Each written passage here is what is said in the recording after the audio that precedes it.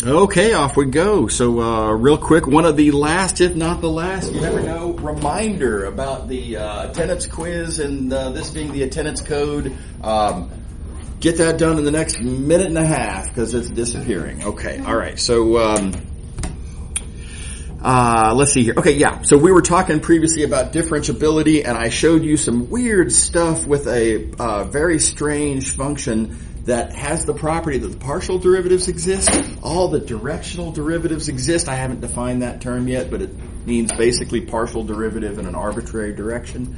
And in the sense of looking in any single direction, that function I showed you gives no signs of having any sort of problems at all. And yet it very clearly had like a weird kind of corner of, I don't even know, it was just a weird something was happening at the origin.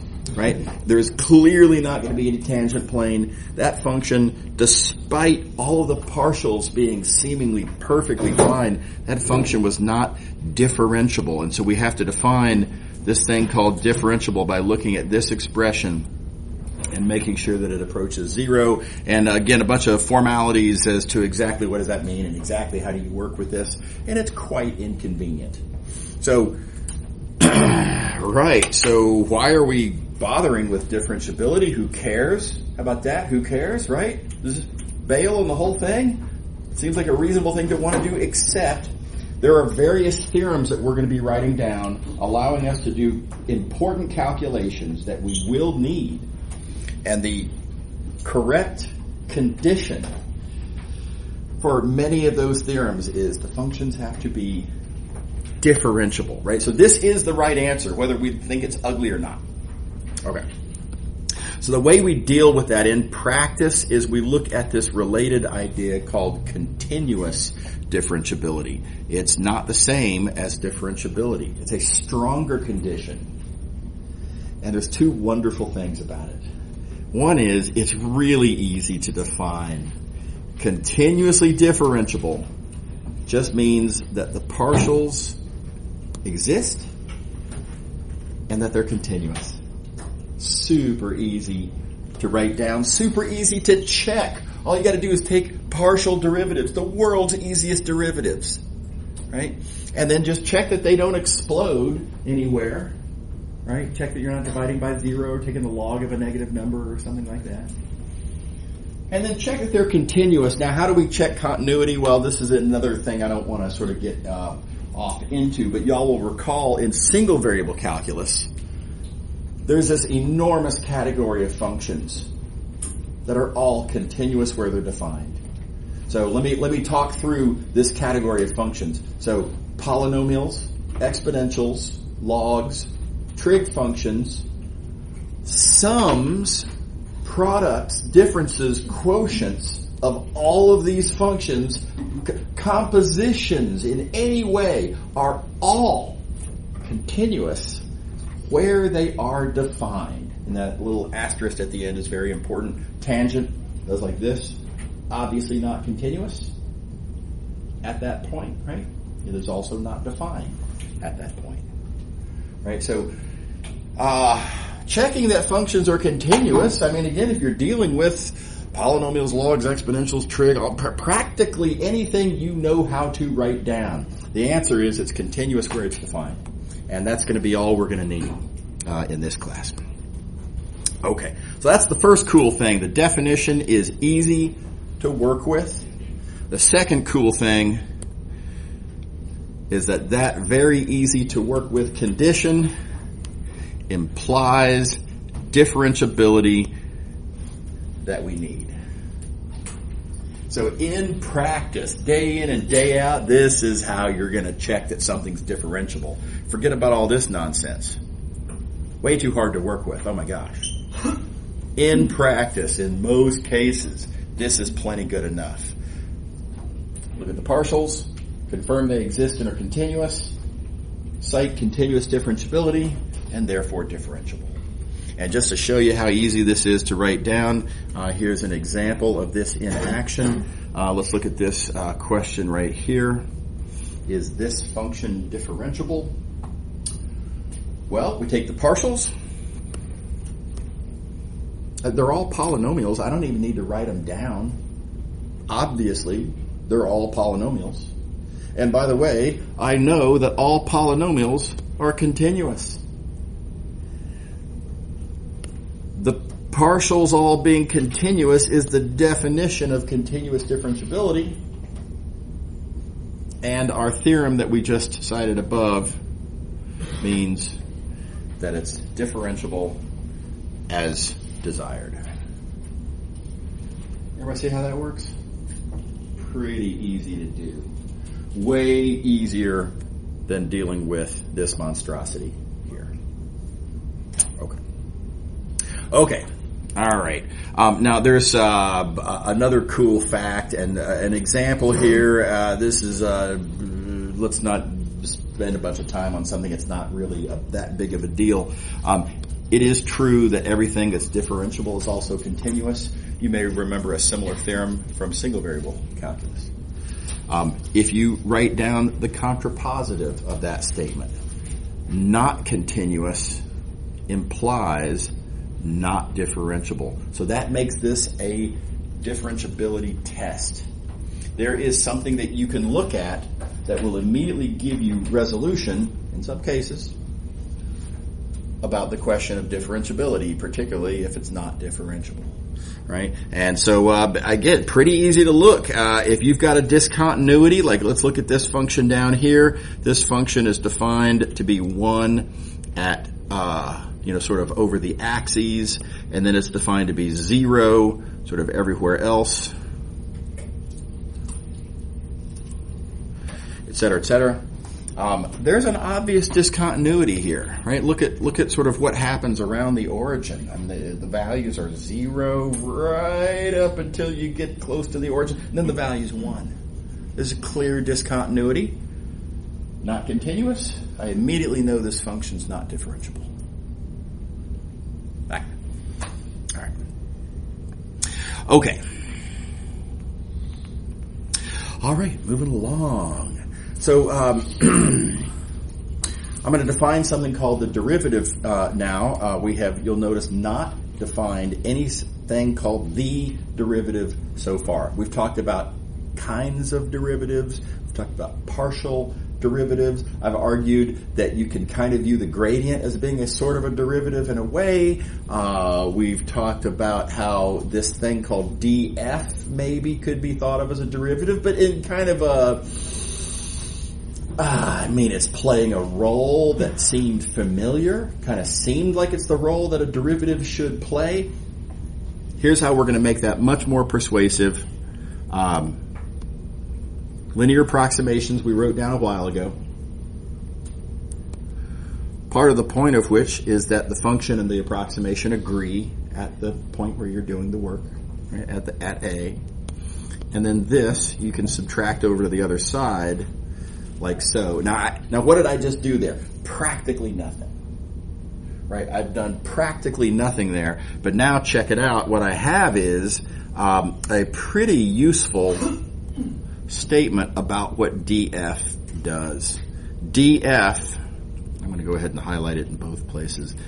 df is what I multiply by my input change, right? How much am I changing how much is my input moving from the point where I'm doing the approximation A to the point where I want to evaluate R. This is input change, called an input differential, often written dr. When you multiply by df, what you get is output change, right? How much does the linear approximation change? Or you might say, what is our approximation to how much the function changes? This is called our output differential, df. So, straight up, df is the, wrong color. Df is the thing that turns input changes into output changes. This was our cornerstone defining characteristic of a derivative. Something that turns input changes into output changes. df does that explicitly. Does everybody see what I mean there? Right? I think this should be, very compelling that df should be called the derivative. Because in the most general of cases, and we're talking about, Euclidean functions, so multivariable inputs, vector valued outputs, the most general case, df is the thing that turns input changes into output changes, and that's why we call it the derivative.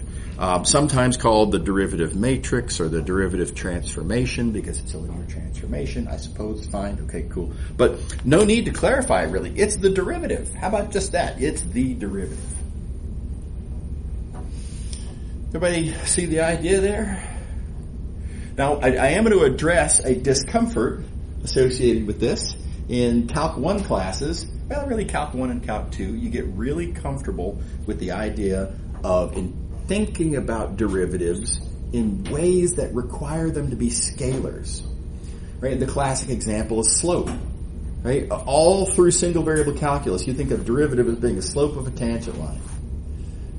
Slopes are intrinsically scalars.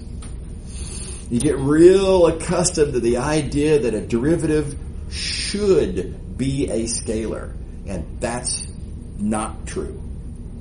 Right? It just happens to be a scalar in single variable calculus. It's just kind of the circumstantial, you might say.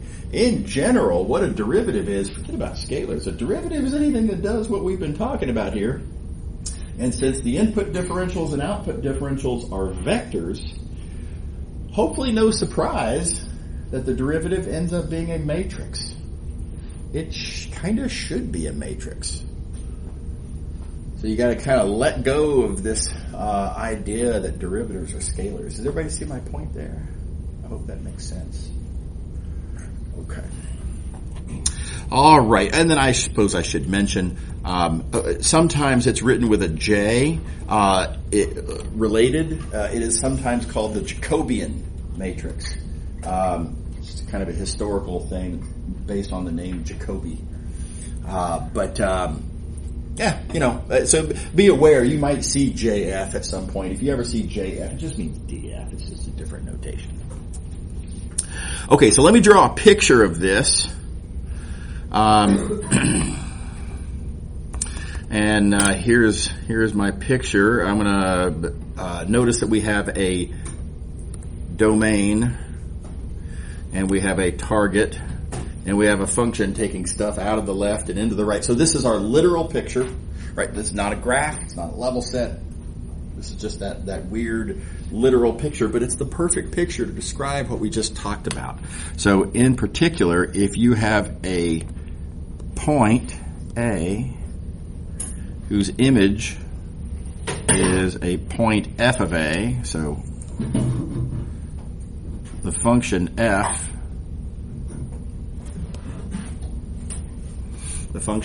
takes A to f of A. What does df do? Well, df takes input changes, ways in which I might move away from the point A, and it returns output changes, an output differential representing how the image correspondingly moves away from f of A. So in particular, df is the thing that turns that input change vector into that output change vector. So it is something that you can see, I think, pretty nicely, pretty comfortably on the same picture that we use to represent the function itself. And again, nobody really likes this kind of picture, and if I could have a graph, that'd be nice too, but I can't. Even in this only 2 input variables, only 2 output variables scenario, that's a total of 4 variables. I can't draw. I couldn't begin to even fake being able to draw something like that. So in the absence of alternatives, this is actually really nice. Again, really natural. That is the domain. This is something happening in the domain. That's me. This is how I'm moving. Right? This is the output, and this is how that output is moving. It's actually pretty natural. So that's how you visualize. That's how I would encourage visualizing the derivative matrix. Everybody okay with that? All right. Now here's a little micro tweak of that.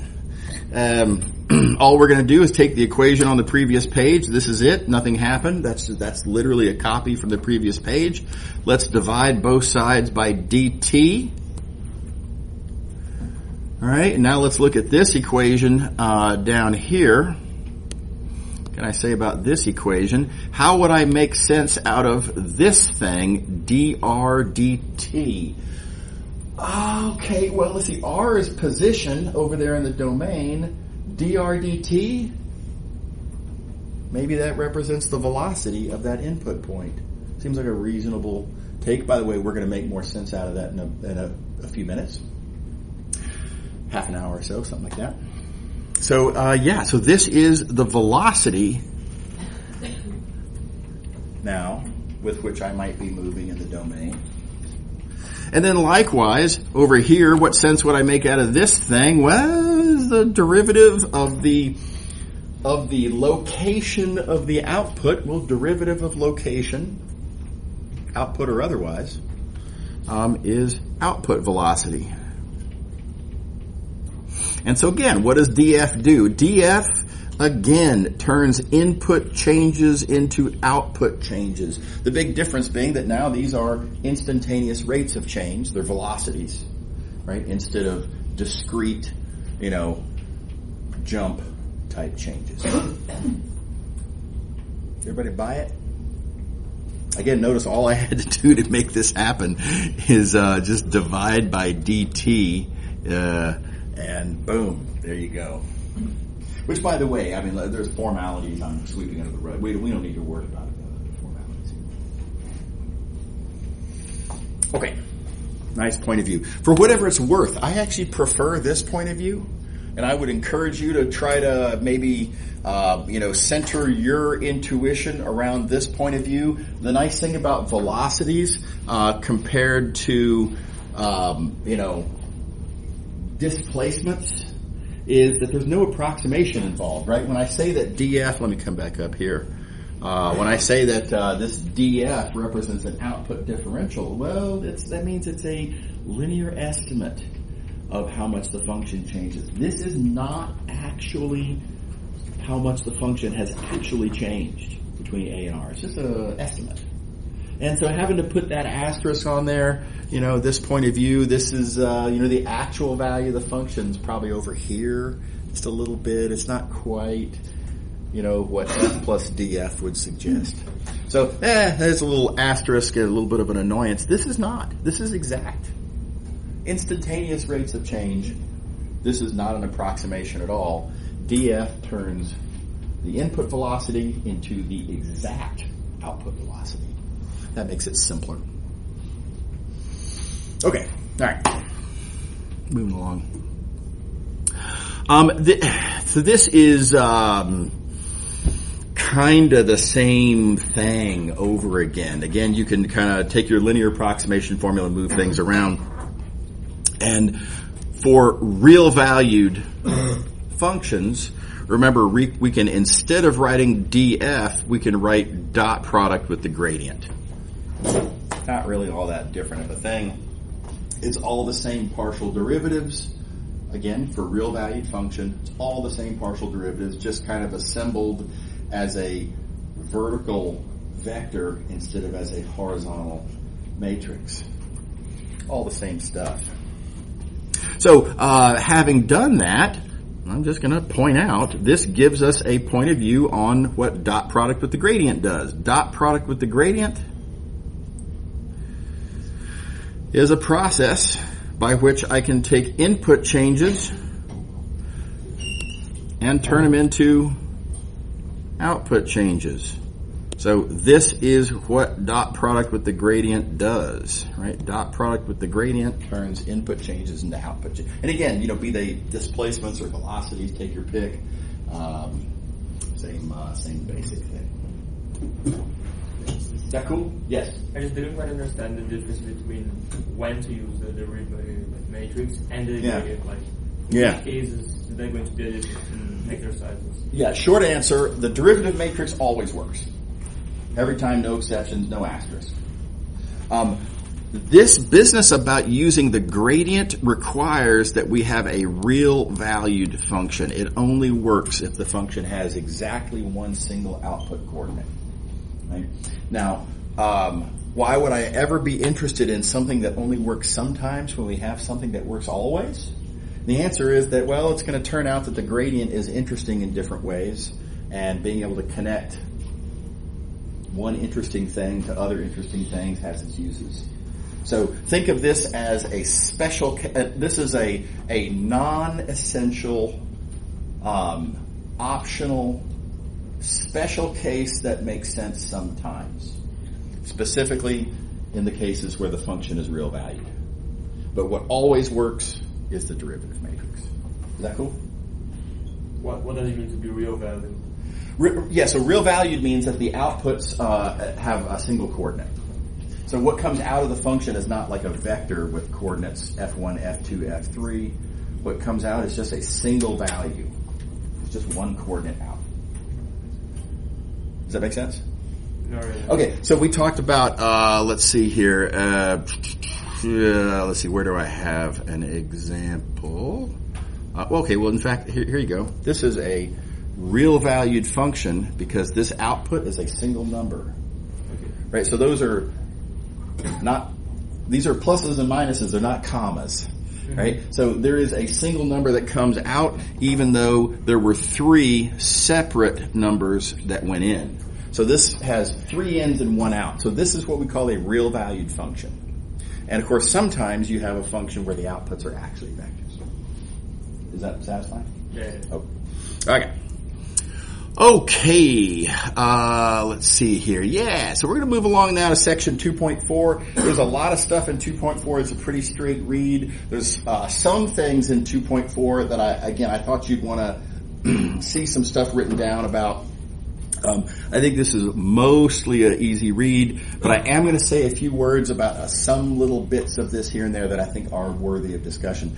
So, first thing I want to say is that differentiation is linear. Now, this is easily misunderstood. There is a subtlety here. I want to talk about the subtlety. I am not saying that df is linear. That's pretty clear. df is a matrix. All matrices are linear. Right? It's everybody's first example of what is a linear transformation. Well, when you multiply by some matrix, that's a linear transformation. Okay, well, so what are we talking about then if we're not talking about df being linear? We're talking about d itself. df is the result of differentiation. D is the act of differentiation. D is something that you do to a function, specifically a differentiable function, the result of which is a derivative matrix for that function. So yeah, perfectly obvious that the derivative matrix is linear. Of course it is, it's a matrix. Gone. I'm saying that the process of differentiation, the process of turning functions into matrices, that process is linear. Everybody see the difference?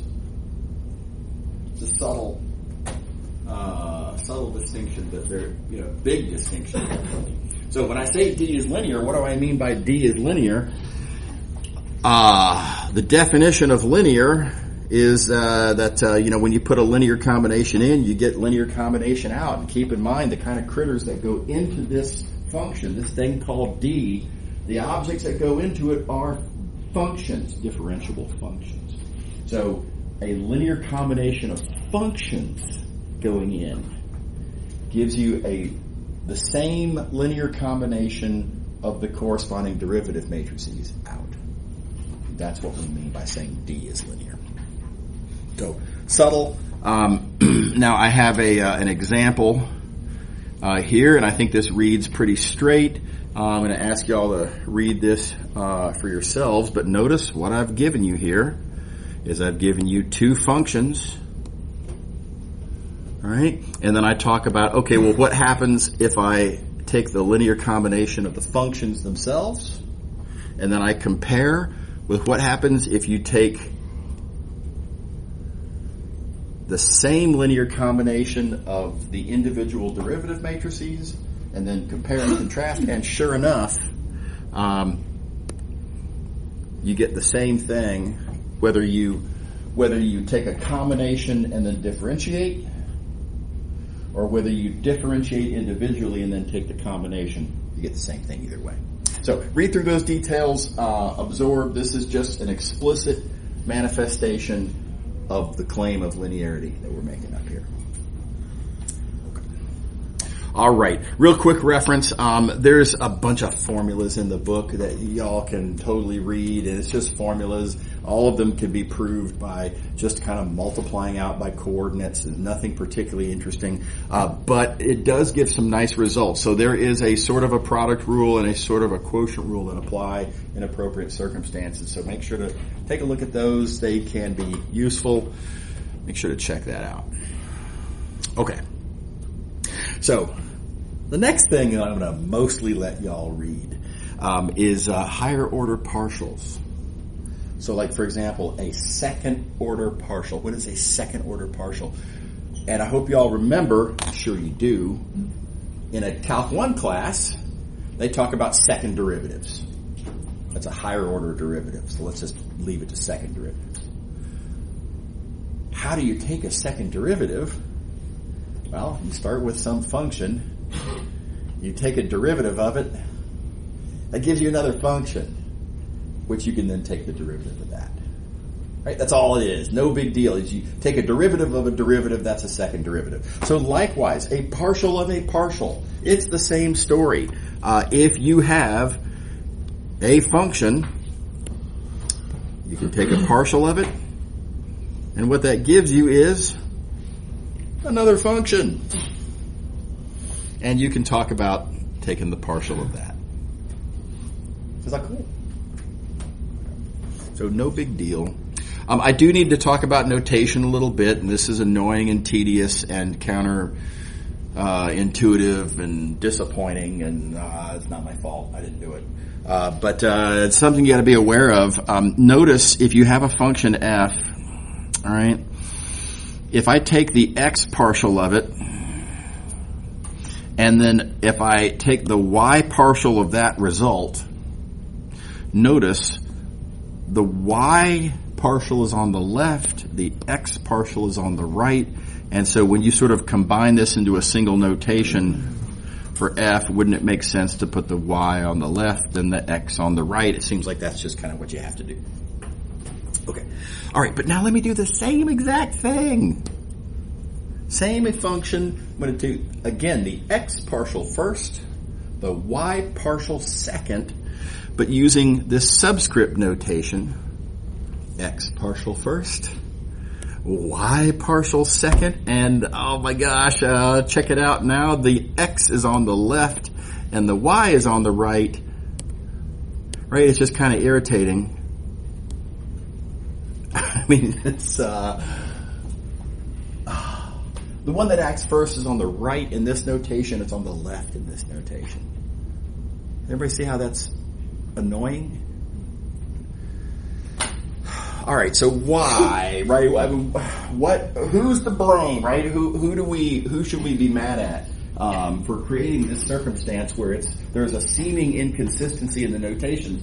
And the problem is just the way these notations work that we set up in the first place.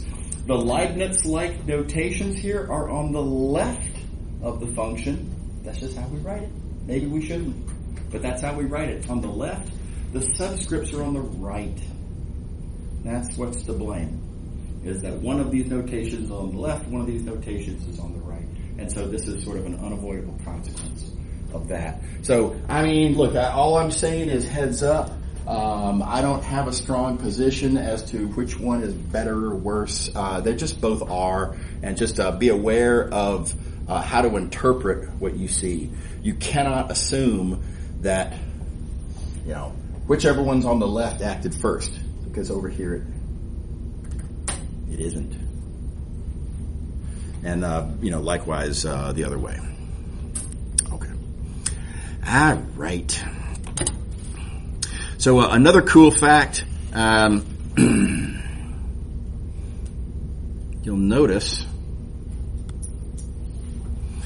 these two partial derivatives are the same. The xy partial and the yx partial. Exactly the same. Seems like it might be a coincidence. It's not a coincidence. This is, I'm going to say, pretty believably clear that this should be true for polynomials. If you just write down a polynomial, write down a generic polynomial and just notice this always works. Just literally take the derivatives in both different directions and oh my God, you always get the same thing. Not that surprising. What does make it a little surprising, this also works for a much bigger category of functions. It works for pretty much any combination of exponentials and exponentials and logs and trigs and blah, blah, blah, wherever they're defined. It basically almost always works. That is less clear why that should be true. But that's what this theorem here says. The notation for this theorem is a little clunky, but all it says is if you just rearrange the order in which you do the exact same partial derivatives, you're going to get the same answer. So there is a condition on this theorem. The function has to be ck to know that this theorem is true. Ck is defined like this. The C is a reference to continuity. And the K, my stylus just died. Sorry. The K is a reference to how many of the partials of the function, in addition to the function itself, must also be continuous. So a function that is C1 has to be continuous, and all of the first partials, because K is 1, all the first partials would also have to be continuous. Okay. All right. So how do we actually confirm that a function is CK? And there's a temptation to say, well, apparently I have to compute all of these partials. Oh my gosh, there's a lot of different partials. That seems really tedious and hard. The good news is very often it's clear just by looking at the function. So for example, let's take a product of exponentials and polynomials and sine and cosine. And now I'm just going to make sort of an algebraic appeal.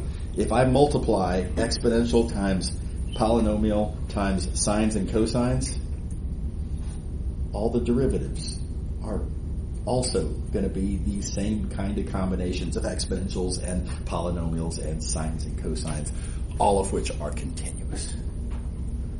Does that make sense to everybody?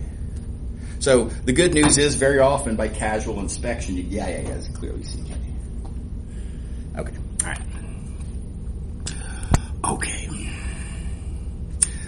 All right, let's talk geometry, right? So it's one thing to write down formulas. We can talk about a second derivative, but what does it look like? How do I geometrically visualize a second derivative?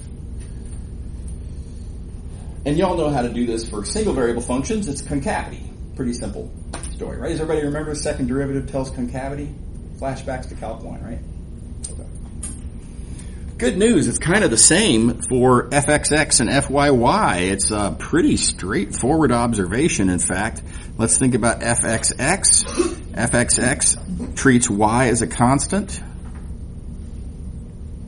which means we're looking at this cross-section. And what are we going to do with this cross-section? Well, let's see here. This cross-section is a graph of the partial function where x is the only variable. So taking the derivatives with respect to x twice, we're literally just taking the second derivative of the partial function for which this is the graph. And second derivative, we already know, means concavity. So concave down, it tells us in this situation that fxx is negative. Pretty familiar, right? Now the asterisk is that fxx only tells me about the concavity of the cross-section in the x direction. This is peculiar to the x direction. And just because it's concave down in the x direction, no comment onto what might be happening in the y direction. So you'll notice this other example I have drawn here.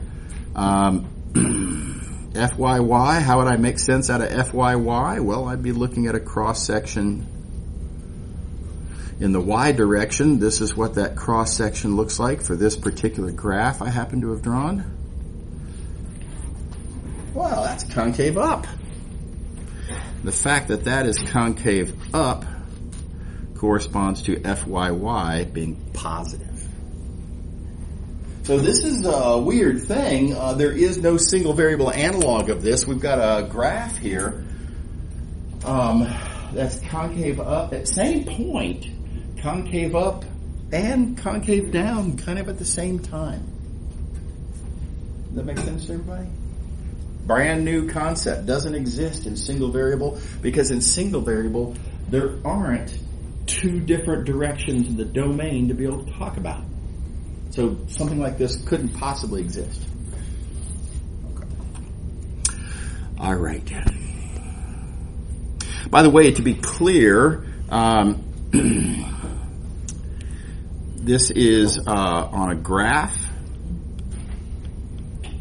Right? Every citation that we make back to how to interpret single variable derivatives, most of what we know about how to interpret single variable derivatives is in the understood context of the graph of that single variable function. So this is just for graphs. This makes no comment on, what does fxx look like if I'm looking at level sets? It's got nothing to do with concavity. Okay. And it's much harder to talk about, and we're not going to talk about it. Okay, here's where it gets weird. What if we have a mixed second partial? So here we're taking the x partial of the y partial. And again, this is uncharted territory. There is no such concept in single variable, because again, in single variable, there's only one input variable at all. Right? Okay, well, so this is, it's going to be a little tricky, and this is geometrically, I think, very challenging. It's artistically very challenging. You'll notice that I didn't draw a picture of my surface. That's just because it's too hard. But there is a surface here. It is the graph. What we're talking about is the graph z equals f of x comma y. And just to be clear, I'm going to write graph, because check it out, z equals, right? That means graph of f. And I toyed around, honestly. I toyed around with drawing a surface, tried to draw an actual surface. I drew an actual surface here, right? So I toyed around with drawing an actual surface, and then I'm going to need to look at various cross sections and what happens when I move, etc. And honestly, the picture just got really muddled and confusing, and it's counterproductive. So it's a little bit weird, but I'm going to ask you to use your imagination here, right? And visualize. There is a surface on which these are the tangent lines, and I'm hoping that will help you that these tangent lines in these various places will help you kind of visualize the underlying surface. Again, I think drawing the surface is going to be counterproductive. Now, after we're done talking through what's happening here, I will kind of do a hand waving, literal, sort of like I'm going to kind of gesture what the surface looks like. Hopefully that'll help. But I want to talk through the process first. Okay, so again, we have a function f. And apparently what we're going to want to do with this function is we are first going to take a y partial of that function. Now, how do we visualize that y partial? Okay, good news. We already know that. The way you visualize a y partial on a graph, right? is whatever point you might happen to be at. Let's say maybe we're here at a point like that. You look up to the corresponding point up there. Partial with respect to y means I'm going to look at a vertical cross section parallel to the y-axis. And then in this vertical cross section, there will be some sort of a cross section curve, and the partial with respect to y is the slope of the tangent line there to that cross section. Right? Everybody remember that? Okay. Cool. Nothing to it. What about the x partial? How am I going to visualize the x partial here? And here's where things get awkward.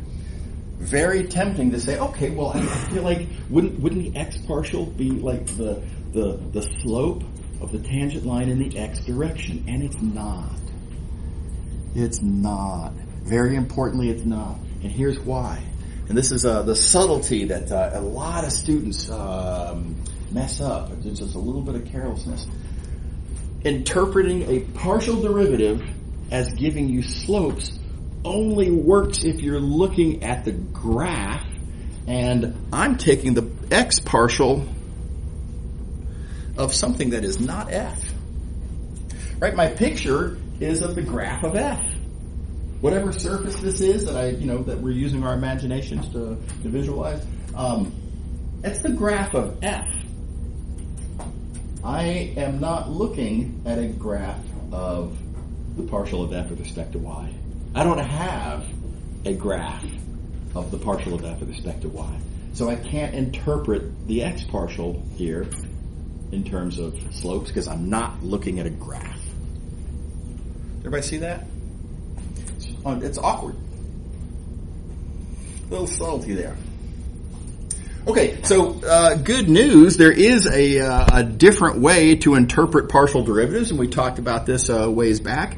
But alternative point of view on a partial derivative is that it's how fast is the function changing as you move in that direction. So that's what I'm going to do here. I'm going to say, look, I've got this sort of a picture of what my y partials look like. The y partials are these slopes. The x partial of those y partials says how fast do those y partials change as I move in the x direction?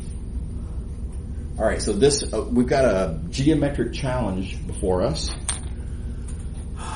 We've got various, at various different points along the way here, I've drawn tangent lines to the surface that I didn't draw, right? But let's suppose these are all tangent lines. And back here, that tangent line in the y direction has a slope of about -2-ish, right? This one that we already talked about seems to have a slope of about -1. This next one, as I move in the x direction, that slope seems to be about -0.5 ballpark. And then this one's about 0. And then this one's about +0.5, let's say. And now let's just think the whole thing through, right? What I'm taking the x partial of is the slopes in the y direction. The slopes in the y direction, notice these are all slopes in the y direction. As I move in the x direction, those slopes go from negative to less negative to 0 to positive. Those y slopes are increasing as I move in the x direction. And so I appeal on that basis that this expression is positive. What do you think? It's a lot to digest, right? This is geometrically pretty challenging.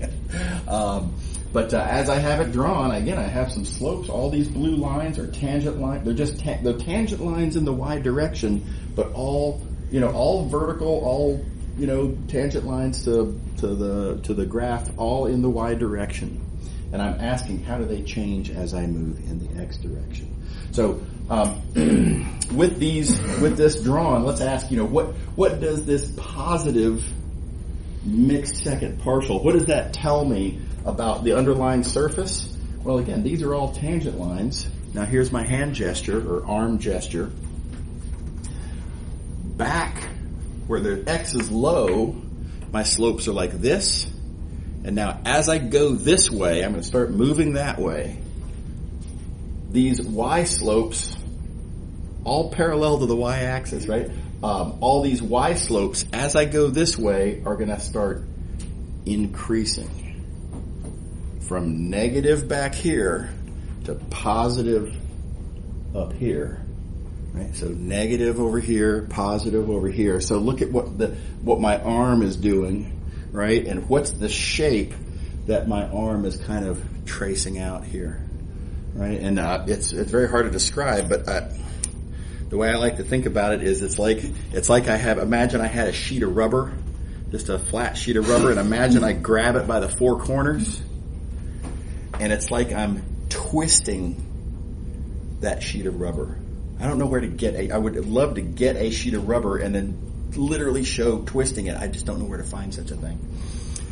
So twisting, thus making something, like this in the back and making something like this in the front. So literally this is what mixed second partial represents. A mixed second partial indicates a twist in the graph.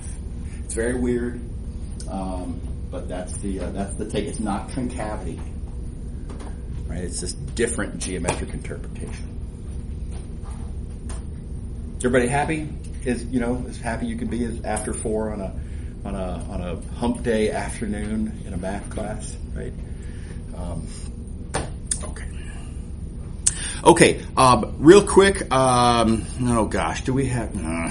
Let's see how far we can get. We're not going to get through this section, but let's do a little bit. Y'all remember parametric curves? Position is a function of a single parameter, usually time. So, single parameter, corresponding position in space. Because there is only one input parameter, one input variable. Remember, in a derivative matrix, input variables correspond to columns. That means our derivative matrix has a single column. Okay, observation. Now let me also point out, let's think about this old formula that you remember from way back. I hope you all remember this formula from single variable calculus. It actually kind of works. Right? If you have a single variable function, in other words, there's just one input variable, then the denominator, namely how much you change the input variable, well, if there's only one input variable, the change to that input is going to be also just one number. It's a scalar. And you can totally divide by scalar. You can't divide by vectors. Right? This would crash and burn if you tried to do this in a multivariable function. But for a single variable, even a vector-valued single variable function is totally fine. Okay? And the good news is you get the same thing. You get the same thing. Right? So the derivative matrix and the old definition of derivative agree. Well, that's really nice. So what does it look like? Now, I emphasize, here we're not talking about graphs anymore, right? We're talking about parameterizations. So there's no graph, there's no z equals, there's not a level set, right? So here we're talking about the calculus of parametric curves, or the calculus of parameterizations, right? Again, you got to partition these in your minds. You can't interpret what I'm about to tell you for a graph, because a graph is not the same as a parameterization. But it's a pretty nice observation you can make here, and that is that these numerators are difference vectors. And yeah, you're dividing by h, and yeah, you're taking a limit as h goes to 0. The upshot, though, is that what start off as secant lines in the limit as h approaches 0, they become tangent lines. Which, by the way, kind of a familiar sort of happening, right? I mean, we saw something analogous to this in Calc 1. So the punchline is that the derivative, let's see here, the derivative, this vector, points in the direction that the curve is going. And by the way, the magnitude is distance per unit time, which is speed. And the vector that points in the direction you're going with magnitude equal to the speed is the velocity. So we'll have to draw the line here, but it's a nice conclusion. When you look at a parameterization, derivative means velocity. Pick up here next time. See y'all later.